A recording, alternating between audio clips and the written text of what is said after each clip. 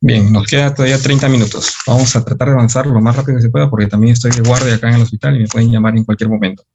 Entonces, mire, tuberculosis en pediatría, bueno, es el otro tema. No es tan frecuente como neumonía, porque neumonía, ténganlo por seguro, que sí van a tener pacientes, van a llegar niños en sus manos, ¿ya? Y sí van a tener la oportunidad de manejarlos, ¿no? Sobre todo cuando hagan su internado, que ustedes van a ser los primeritos en atenderlo, ¿no? Porque el interno es el primerito que lo recibe al paciente, ¿no? El primerito que le evalúa, hace su diagnóstico, hace su manejo, su tratamiento, ¿no? La diferencia de tuberculosis no es, digamos, no es tan frecuente, ¿no? Al menos por emergencia no es tan frecuente, pero sí se dan los casos, ¿no?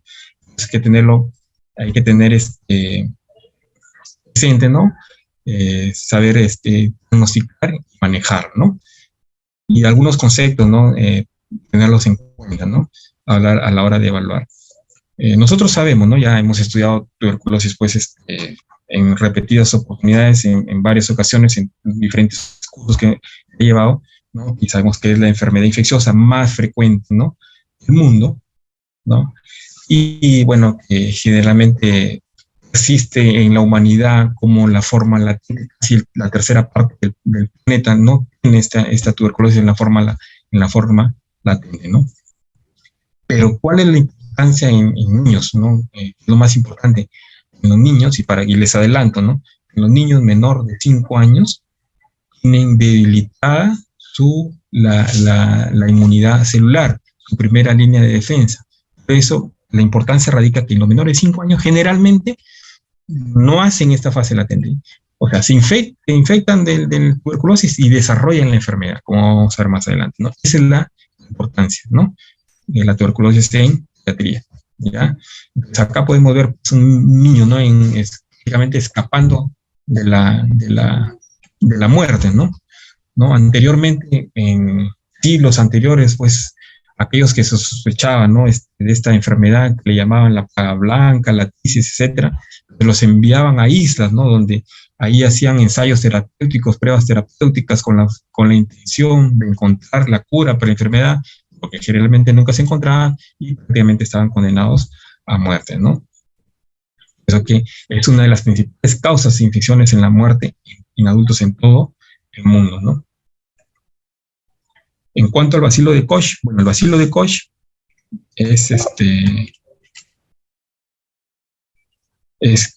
como su nombre dice, es un bacilo ácido alcohol resistente, también llamado parásito estricto, no productor de toxinas, no móvil, geomórfico, aerobio obligado, de crecimiento lento y sin reservorios aparte del ser humano.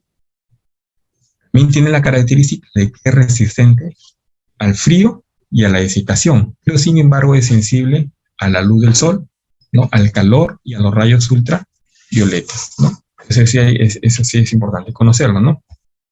En cuanto a la epidemiología, tenemos, ¿no? Lo importante es de que generalmente en el 11%, ¿no? Al menos en el 2018 dice que el 11% de los casos de tuberculosis ocurrieron en los menores de 15 años, ¿no?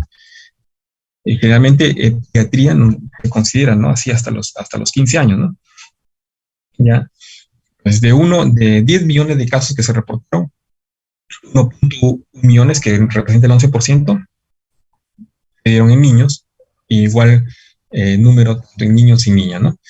En el 2019, ¿no? Hubo 205.000 muertes por tuberculosis en menores de 15 años, ¿no? De los cuales 32.000 estaban infectados por VIH. De 1 millón de niños que desarrollaron tuberculosis en el 2014, bueno, ya hace 8 años, ya 58.000 ya tenían tuberculosis monoresistente así de 25.000 a lo que eran multidrogo resistentes y 12.000 extremadamente resistentes, ¿no? XDR. Y como les había dicho, ¿no? Menor de 5 años representa un grupo demográfico importante, ¿no?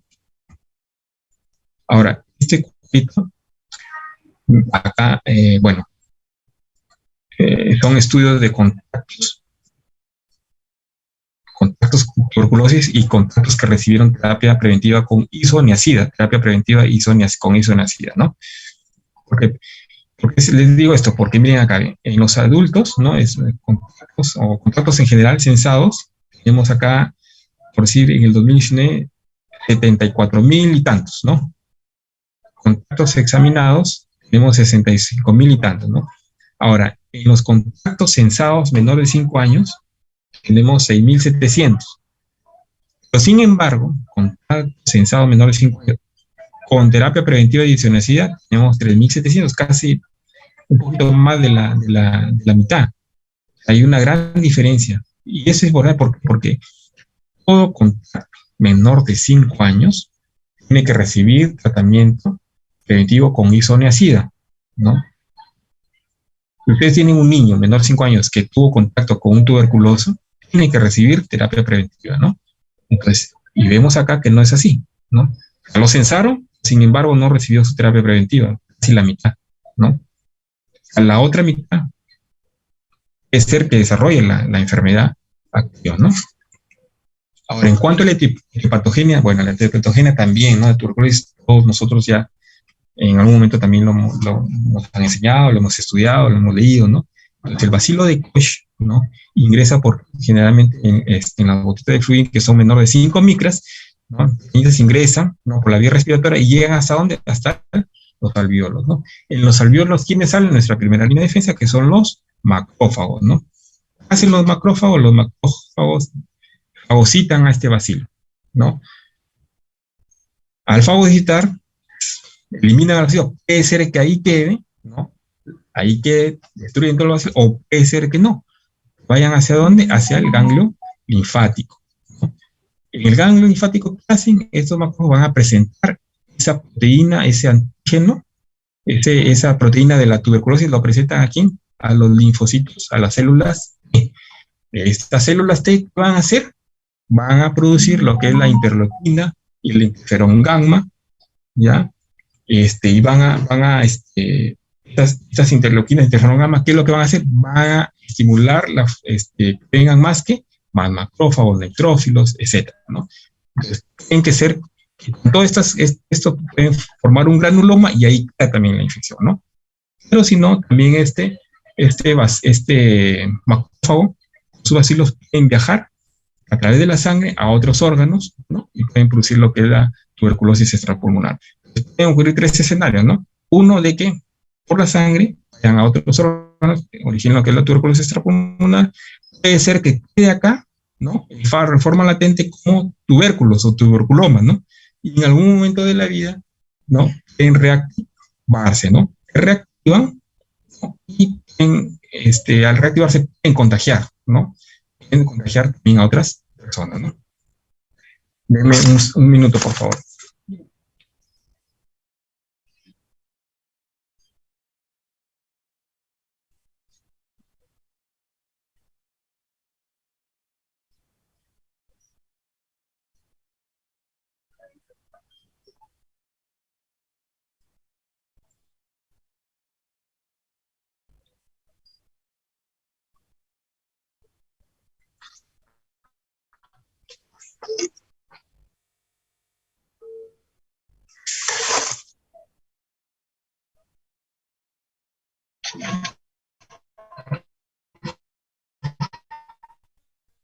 Hola, Ali.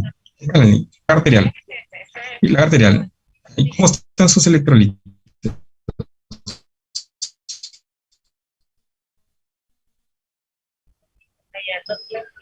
Ah, ya. Bueno, ya pues eso ya siquiera nos ayuda. Ya, si no, o sea, llegaron a tomar los electrolitos séricos y no lo han podido tomar. Ah, ya dejémoslo así, ¿no? Para no estar tampoco haciendo doler al pacientito, ¿no? No. ¿Cuánto tiene presión de CO2? 32.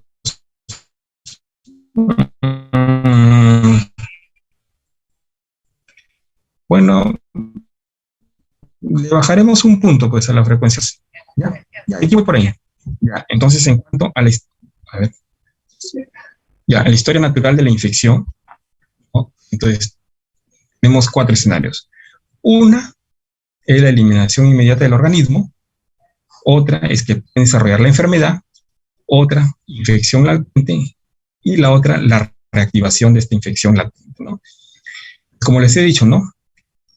Puede ser ¿no? Cuando ingresa el bacilo tuberculosis, nuestra primera línea de defensa, que son los macrófagos, va a hacer que destruyan a estos bacilos, ¿no? No prospera la infección y hay una eliminación de todos los bacilos de Koch, ¿no? Entonces hay una eliminación inmediata del bacilo de Koch. El otro escenario va a ser, ¿no? De que la línea de defensa, que son los macrófagos, están debilitados, ¿no? Puede ser que sea un pequeñito, ¿no? Que no esté todavía con sus desarrollada su línea de defensa. Entonces va a haber una progresión local y no solo eso, puede haber diseminación hacia otros órganos, ¿no?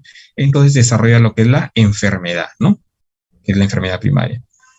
O lo otro es ser de que tenga también su desarrollo, ya tengo un adecuado desarrollo de la inmunidad celular, ¿no? Y desarrolla lo que es la infección latente, ¿no? Se controla la infección, desarrolla la infección latente y al cabo de un tiempo puede ser de que se reactive esta infección, ¿no? Bueno, eso es lo mismo, ¿no? Lo mismo, ¿no? El Mycobacterium tuberculosis ingresa, ¿no? Por la vía respiratoria, ya, generalmente esto pasa. Esta es la ruta clínica de una persona adulta, ¿no? Generalmente la enfermedad activa ocurre, ¿no? Entre el 5 al 10%, a diferencia de los niños, que sobre todo los menores de 5 años, la enfermedad ocurre hasta en el 50% de los casos, mientras que en los adolescentes y ya en los adultos ya ocurre, ¿no? En un porcentaje de 5 a 10%, ¿no? El otro 90-95% no se enferma, pero sin embargo un 30% puede desarrollar lo que es la tuberculosis latente como granuloma, ¿no?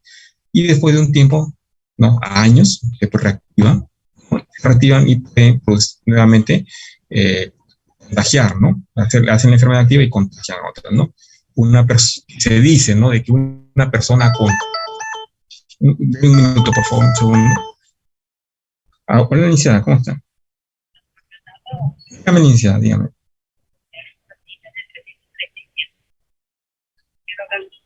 Licenciada, estoy dando una clase ahorita. ¿Es urgente? Termino en 20 minutos, ¿será? ¿Ya? Ok, ok. Ya, listo, listo. Ya, licenciada, gracias. Entonces, decía, un paciente, ¿no? Incluso antes de que se le diagnostique la tuberculosis, ya contagió hasta 8 o 15 personas, se dice, ¿no? Entonces es muy contagioso, ¿no? ¿Qué más? A ver, esto también es importante, ¿no? La diferencia entre el niño y el adulto, ¿no? El niño con sus defensas bien puestas, ¿ah? O sea, un niño inmunocompetente puede desarrollar hasta el 50% la forma grave de tuberculosis. ¿Ya? A diferencia, o sea, la tuberculosis activa, ¿no? A diferencia del adulto, que solamente 5 al 10%, ¿no? Pueden desarrollar la enfermedad. En cambio, un niñito no, hasta el 50%, ¿no? El intervalo entre la infección, o sea, el contacto con la tuberculosis y el desarrollo de la enfermedad simplemente es de semanas a meses en los niños pequeños, mientras que en el adulto pueden pasar incluso hasta décadas, ¿no? La forma clínica más frecuente en los menores de 4 años es la primoinfección, o sea, estamos hablando de la enfermedad activa, es la primoinfección, o sea, el primer contacto, ¿no? Con la tuberculosis. Y en los adultos y adolescentes generalmente es por tuberculosis de reinfección o cuando reactiva la enfermedad después de unos años, ¿no? Ahora, acá tenemos algunas definiciones operativas que esto lo pueden ver ustedes de repente en la norma técnica de tuberculosis, ¿no? La tuberculosis según la localización de la enfermedad, tuberculosis según la sensibilidad a medicamentos, ¿no? O sea, tan sensible, multidrogo resistente, resistente a isoniazida, rifampicina, extensamente resistente o extremadamente resistente cuando es resistente a isoniazida, rifampicina, quinolonas o a un medicamento inyectable de segunda línea, ¿no? Y otros tipos de drogos resistentes, ¿no? Como son monoresistente y poliresistente, ¿no? Bueno, esto lo encuentra en su norma técnica, igual lo que es el caso de tuberculosis infantil, ¿no? Eso sí empleamos, ¿no? Cuando es menor de 15 años con diagnóstico de tuberculosis pulmonar o extrapulmonar en el que se inicia tratamiento antituberculosis, ¿ya? Puede ser confirmada o probable. De los dos, lo más frecuente que siempre nosotros hacemos es la probable, ¿no? Porque en los niñitos es bien difícil, ¿no? A veces confirmarlo, ¿no? Bueno, confirmar es cuando se confirma por el estudio bacteriológico, ya sea PK, ¿no? Cultivos, etcétera, ¿no? En cambio, probable es definida por la presencia de 3 o más de los siguientes criterios. ¿Cuáles son los criterios? El primer criterio clínico, ¿no? Incluye fiebre, tos, pérdida de peso, etcétera, etcétera. El criterio epidemiológico es cuando el contacto físico, el contacto con tuberculosis, nosotros ya identificamos a ese, ¿no? A este contacto, ¿no? La prueba de tuberculina o PPD, que también es positiva, el hallazgo radiológico, las imágenes, ¿no? De que pueda tener una tuberculosis activa, o otros exámenes de ayuda al diagnóstico, ¿no? Entonces, es de estos criterios suficiente para hacer el diagnóstico, sin necesidad de tener el diagnóstico positivo por baciloscopía, por cultivo, por histopatología, ¿no? Simplemente hacemos el diagnóstico de tuberculosis probable, ¿no? Ahora, ¿qué problemas podemos encontrar en la tuberculosis infantil? Bueno, primer problema es de que los niñitos, como les había dicho, al entrar en contacto con tuberculosis, pueden desarrollar lo que es la enfermedad activa, ¿no? Ese es el primer problema. El otro problema es en cuanto al tratamiento. Generalmente en los niños no tenemos preparados tipo jarabes, excepto la rifampicina y por ahí otro que, ¿no? Lo demás son tabletas, inyectables, etcétera, ¿no? ¿Qué es lo que hay que hacer? Hay redosificar los medicamentos. Y cuando redosificamos, a veces no damos el tratamiento, ¿cómo se llama? Completo o adecuadamente, ¿no? A veces el niño a veces lo vomita, y esto tiene tendencia a que el niño pueda hacer resistencia incluso a los medicamentos antituberculosis, ¿no? También el otro problema es la inmadurez de la respuesta inmunológica innata o adaptativa. Bueno, el diagnóstico les he dicho, ¿no? Primero el criterio clínico, el criterio epidemiológico, el criterio inmunológico, el estudio bacteriológico, ¿no? El estudio de imágenes, ¿no? La historia clínica, ya nosotros tenemos que identificar, bueno, más que identificar, preguntar, ¿no? A la familia, ¿no? Los síntomas, ¿no? De ese niño, ¿no? Generalmente inician con tos, fiebre, puede cursar con vómitos y la pérdida de peso, ¿no? Hay que ver bien lo que es la curva de crecimiento, ¿no? Eso, talla, ¿no? La historia en los antecedentes familiares, también identificar en la familia, en los contactos cercanos, casos de tuberculosis, ¿no? Antecedentes personales, exploración física, hay que hacer investigar, ¿no? Si presenta la cicatriz de BCG en el hombro derecho. En cuanto al estudio inmunológico, ya tenemos el PPD, bueno, y también tenemos la posibilidad de solicitar lo que es LIGRA. LIGRA es el estudio, el análisis del interferón gamma, ¿ya? IG, ¿no? Interferón gamma, ¿no? Ahora, tanto el PPD como el LIGRA, o el estudio de interferón gamma, miden qué cosa? La sensibilización inmunitaria, ¿no? O sea, que haya estado en contacto la persona o el niño con la tuberculosis, ¿no? Miden la sensibilización inmunitaria aquí a los antígenos los antígenos proteicos del micobacterio, ¿no? O sea, ven si ha estado en contacto o no con este micobacterio, ¿no? Ahora, pero ¿cuál es acá la diferencia, ¿no? Que, por decir, en el PPD no diferencia si la vacuna, o sea, que haya estado con BCG o otra cepa de Mycobacterium tuberculosis. En cambio, el IGRA, o el estudio de interferón gamma, no se afecta por la vacuna u otra micobacteria, ¿no? Esa es la diferencia, ¿ya? Generalmente lo que pedimos nosotros, o lo que hay en el hospital, es el PPD, ¿no? Un PPD mayor de 10 milímetros, ¿no? Ya se considera positivo. Bueno, en el diagnóstico, digamos, el gol estándar, el patrón de oro diagnóstico es el cultivo, ¿no? Pero hay que tener en cuenta, los niñitos no esperan, ¿no? Como para recolectarles para hacer el estudio, ¿no? De baciloscopia, no se puede, ¿no? Entonces, ¿qué es lo que hacemos? En aquellos pacientes que se hospitalizan, tenemos que colocarles una sonda y hacerle su aspirado gástrico, ¿no? Finalmente se le hace 3 muestras por 3 mañanas consecutivas, ¿no? Por 3 días consecutivos, ¿no? Tenemos otro método de diagnóstico, tenemos el frotis de la microscopía, se hace con el Nelson, ¿no? No mundialmente conocido, el CIE Nelson. El cultivo sólido es el Lowenstein-Jameson. En el líquido, es el estudio de Bacton, estudio de líquido cefalorraquídeo, en estudio de líquido cefalorraquídeo para lo que es meningitis tuberculosa. Los métodos moleculares o genotípicos tenemos el GeneSper MTB-RIF, ¿no? Estudia lo que es hace el diagnóstico rápido de tuberculosis y aparte, ¿no? Hace lo que es la sensibilidad a la rifampicina, ¿no? Y el otro también es el genotipo MTB-DR, ¿no? Pero el que más generalmente usamos es ¿no? El GeneSper MTB-rifampicina, que nos da el diagnóstico rápido, ¿no? En cuestión de horas, ¿no? Estudio de imágenes en tuberculosis, bueno, ¿no? Siempre pedimos, ¿no? Lo que es la radiografía de tórax, que es el más útil, ¿no?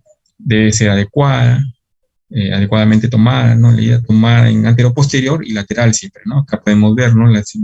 Como decía, esta es una imagen cavitaria, ¿no? De tuberculosis activa, ¿no? Acá lo que tenemos es la prominencia iliar, que bueno, es suponer de que puede ser un tuberculoma.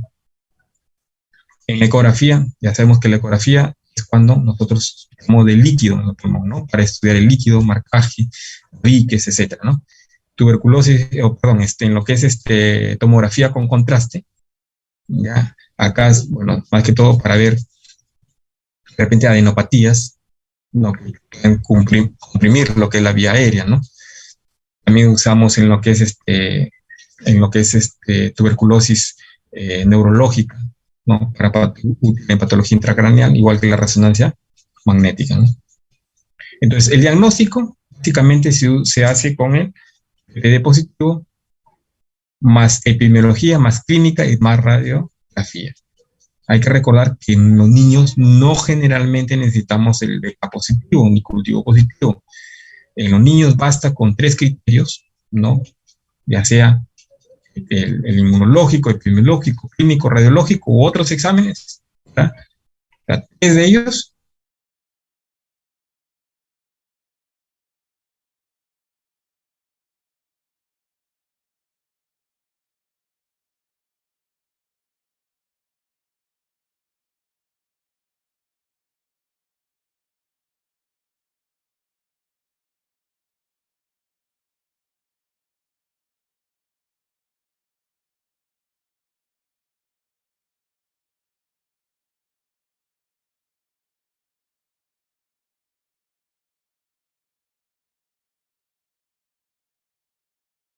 Recording son in aquellos progress. tuberculosis no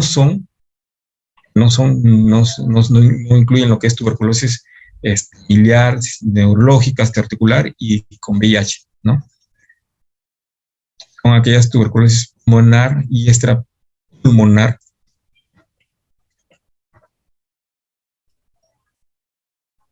Y aquellos que tienen compromiso del sistema o tuberculosis neurológica y osteoarticular, comprende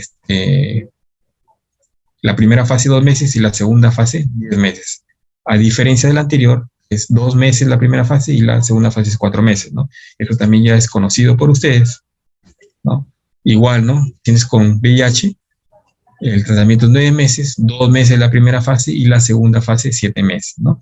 Hay que recordar que estas fases, tanto en VIH como en la neurológica o articular, es todos los días se tiene que administrar el tratamiento, ¿no? Los primeros meses es con isoniazida, rifampicina, etambutol, piracinamida, mientras que los demás meses a diario es isoniazida y rifampicina, ¿no? A diferencia, ¿no? En la tuberculosis pulmonar o extrapulmonar no incluye la neurológica osteoarticular VIH, en la cual son 6 meses nada más, solamente es 2 meses diarios y los otros 4 meses es 3 veces por semana, ¿no? Es la clasificación de medicamentos antituberculosis, eso jamás le preguntaría, ¿no? En el examen. Bueno, tuberculosis MDR y extremadamente resistente, que también ustedes lo han de saber, ¿no? Isoniazida rifampicina cuando es multirrobo resistente y extremadamente resistente cuando es presente la isoniazida rifampicina quinolona, inyectables, ¿no? O inyectables de segunda línea, como son los aminoglucósidos. Ahora, para esta tuberculosis resistente, tenemos esquema, ¿no? Uno es el esquema estandarizado que ya está dado, ¿no? Son estos dos. Primera fase y segunda fase. ¿Cuándo usar estos esquemas? Cuando por la severidad del estado en que se encuentra el paciente, ¿no? A este paciente le toma su prueba de sensibilidad, ¿no? La rápida o la convencional, cualquiera. Pero sin embargo, el estado delicado en que se encuentra no da tiempo a esperar esa prueba de sensibilidad. Entonces, lo que se hace es usar este esquema estandarizado, ¿no? A diferencia del esquema empírico, ¿no? El esquema empírico es cuando, por decir, bueno, puede ser que ya tenga su prueba de sensibilidad, ¿no? Y de acuerdo a esa prueba de sensibilidad, ya se le da su esquema de tratamiento antituberculosis, ¿no? Pero hay a veces casos de que a mí igual, por la gravedad en que se encuentra el paciente, se toma en cuenta el esquema del caso inicio, del que lo contagió a este paciente, ¿no? Entonces se emplea el esquema terapéutico de este caso índice para iniciar el tratamiento empírico, ¿no? Hay esquemas individualizados, ¿no? En la cual incluyen 4 medicamentos antituberculosos de segunda línea, a los que son sensibles o que nunca recibió el paciente, y puede incluir también una fluoroquinolona, un inyectable de segunda línea, debe incluir también paracinamida.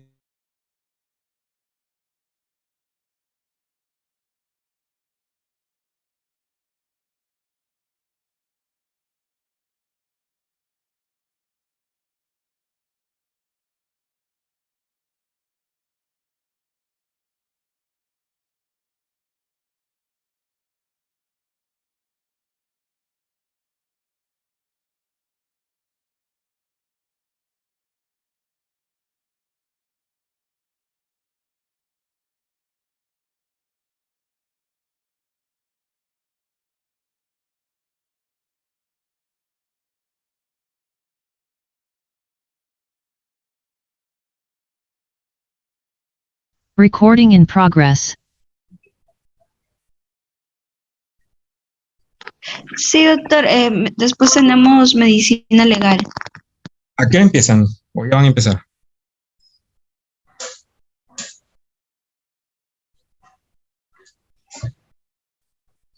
Oye, queda 5 minutos, ¿no? Sí, doctor. Ya, entonces seguimos, ¿no? Entonces, dentro de la tuberculosis extrapulmonar tenemos, ¿no? Bueno, tuberculosis pleural, ¿no? Tuberculosis pleural, para que sepan, es más que mayor de 10 años, ¿ya? Como ustedes pueden ver acá en la imagen, ¿no? Que tenemos en el lado derecho, ¿ya? Entonces, el niño generalmente cursa con dolor torácico, ¿no? Aumenta con la inspiración profunda, respiración rápida, entrecortada, la fiebre, tos y disnea, ¿no? Al examen físico, disminución del murmullo vesicular, ¿no? Matidez a la percusión, ¿ya? Y el diagnóstico generalmente se da por acá el estudio citoquímico del líquido pleural. Este líquido generalmente es, cuando mandan a estudiar, el estudio citoquímico es a predominio mononuclear, a diferencia de los enzimas bacterianos, ¿no? Es a predominio polimorfo nuclear, ¿no? En caso de tuberculosis, ten en cuenta esto, es a predominio mononuclear, porque basta con esto, nosotros para tener una idea que este paciente puede estar cursando con una tuberculosis, ¿no? Y esto es lo que hace la diferencia, ¿no? La predominio mononuclear, ¿no? Usualmente, ¿no? Sin consumo de glucosa, y si nosotros le pedimos un ADA a este paciente en el estudio citoquímico, este ADA va a salir elevado, ¿no? Ahora, ¿qué es lo que más nos va a dar el diagnóstico? Es una biopsia pleural, pero generalmente esta biopsia pleural es muy cruenta, es muy traumática para el niño, por eso es que no le vamos a pedir, pues, ¿no? Le podemos hacer de repente una punción y hacer estudio de líquido cefalorraquídeo, estudio de líquido cefalorraquídeo se nos va a ayudar un poco más, ¿no? ¿Ya? Bueno, aparte de las receptoras, nosotros podemos pedir ecografía cuando sospechamos de repente de que es un derrame tabicado o que no mejora o que en el cual cursa con disnea persistente.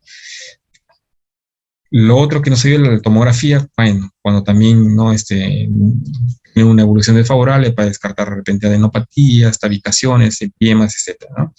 El tratamiento es el tratamiento específico de 6 meses, ¿no? Como les he dicho, ¿no?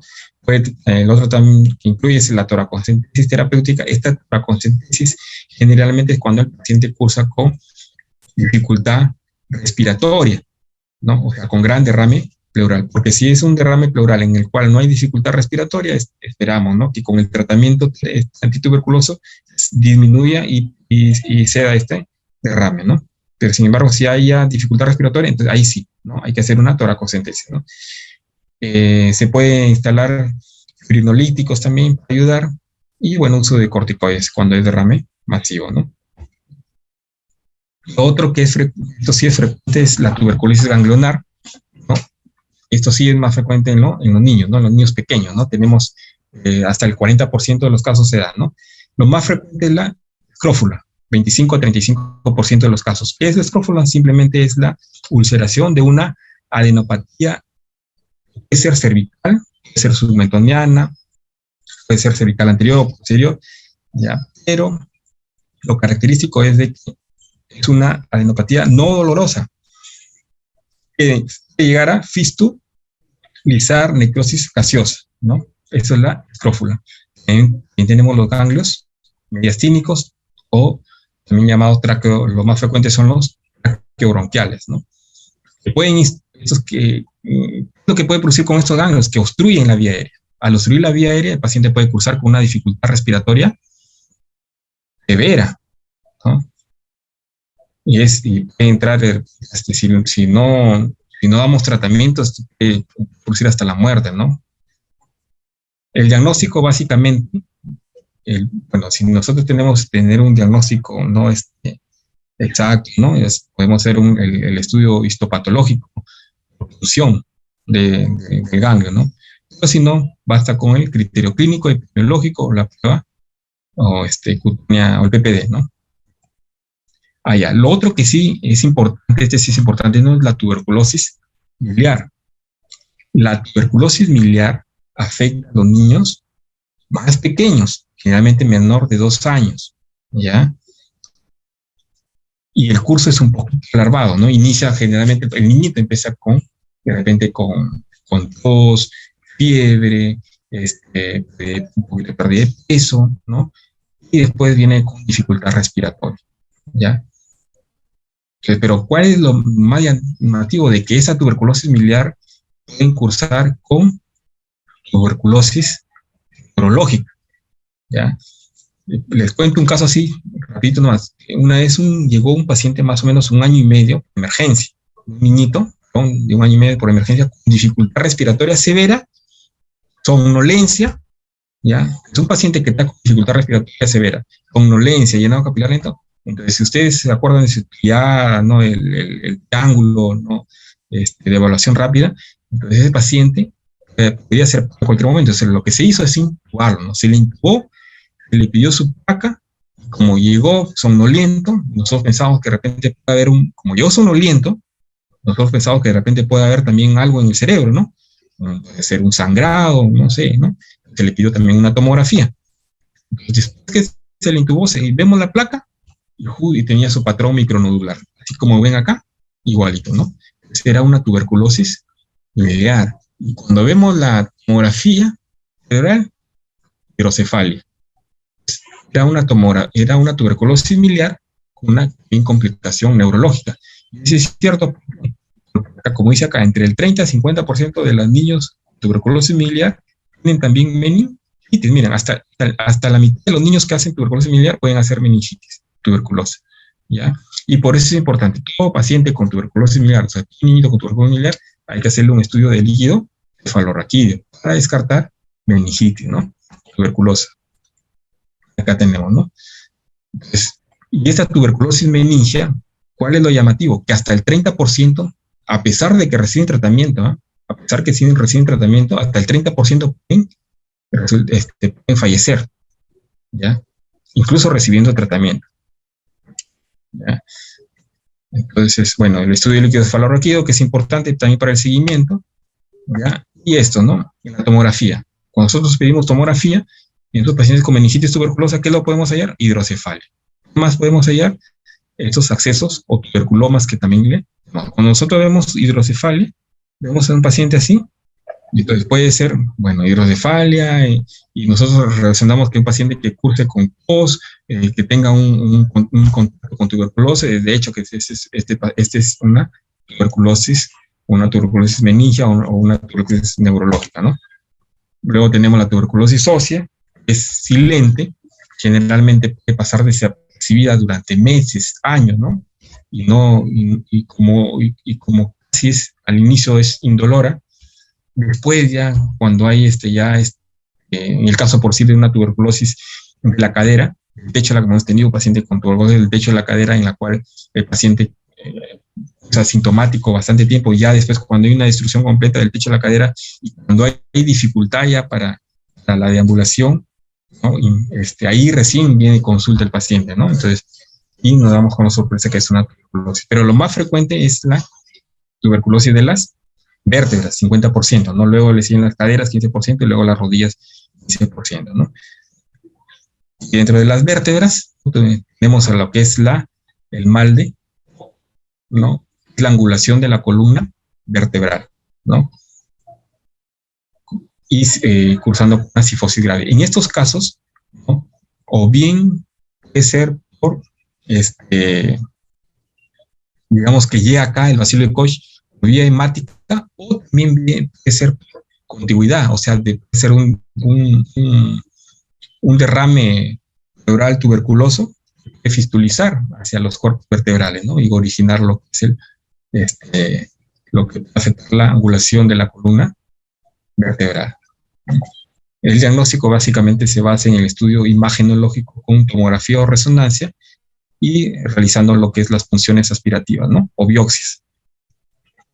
Tuberculosis abdominal, lo que más llama la atención acá en la tuberculosis abdominal es de que más se afecta lo que es el ilium, ¿no?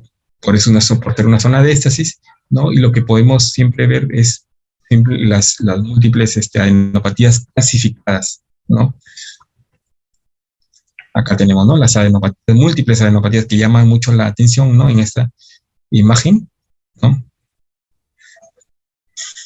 Tuberculosis pericárdica, que nosotros cuando hacemos la sospecha, cuando en un paciente, bueno, que realmente cursa con dolor precordial, fiebre, dificultad respiratoria, pérdida de peso, entonces cuando hacemos la imagen, la radiografía, vemos esta imagen, ¿no? Esta imagen de un derrame pericárdico. Y al hacer la punción, al hacer el estudio del líquido pericárdico, encontramos que predominio mononuclear, ¿no? Si fuera infeccioso por otras bacterias, sería por predominio polimorfo nuclear, pero en caso de tuberculosis es predominio mononuclear, ¿no?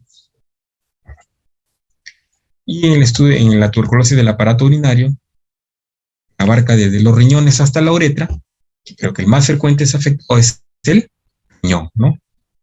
Entonces, ¿qué es lo que va a causar la tuberculosis? Bueno, para empezar, que la vía más frecuente es la vía hematógena, ¿no? Pero ¿qué es lo que causa, ¿no? Aquí la tuberculosis va a causar ulceraciones, cicatrices, ¿no?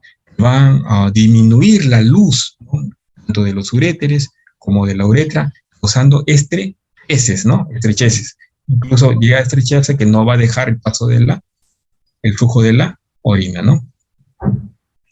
Acá, ¿no? Vemos cómo la urografía excretoria, ¿no? La que es nos ve la imagen de una hoja de Trevor, ¿no? Acá podemos ver, ¿no? Cómo quedan las imágenes por las imágenes de quistes renales por la misma tuberculosis. Acá también, ¿no? Múltiples quistes, ¿no? O pseudoquistes o cavernas, que también lo podemos llamar. Ahora, en laboratorio nosotros podemos solicitar un análisis de orina simple, ¿no? Y podemos ver, ¿no? Lo más llamativo en el análisis de orina es la micro o macrohematuria, ¿no? Con leucocituria y proteinuria, ¿no? Siempre buscando lo que es el bacilo con ácido resistente o el bacilo de Koch, ¿no? Generalmente lo que solicitamos es muestras, ¿no?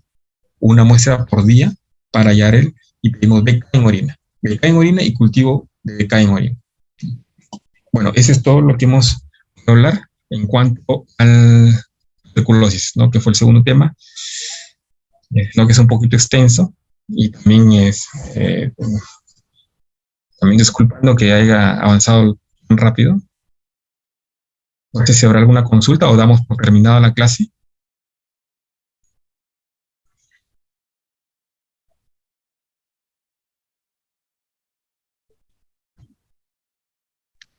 Todo claro, doctor.